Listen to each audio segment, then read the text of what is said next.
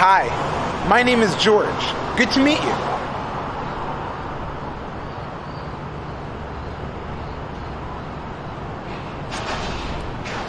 Today is the 20th anniversary of the American with Disabilities Act. To celebrate, the FCC is joining forces with the Department of Commerce and the White House with a program and an exhibition with a number of exhibitors at the Department of Commerce. So we're gonna head over there and go take a look at the exhibits. Come check it out with us. So my name is James Drain, and the company is called AnthroTronics. This is CosmoBot, and CosmoBot is a therapeutic robot. Works with children with disabilities, and with disabilities, a robot is much less threatening than a human, especially a strange human. So you can do a lot of things with a robot that you can't do with a human. So we use it, and we've designed it as an aid to the therapist. So not to replace the therapist, but as more of a tool.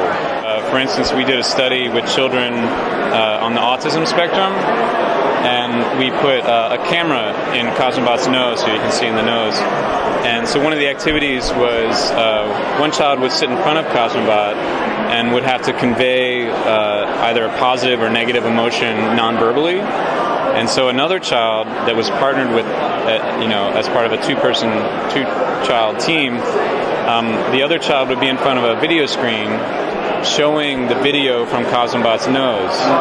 With CosmoBot, we hope that the goal is to productize it, and we'd love to get it into classrooms.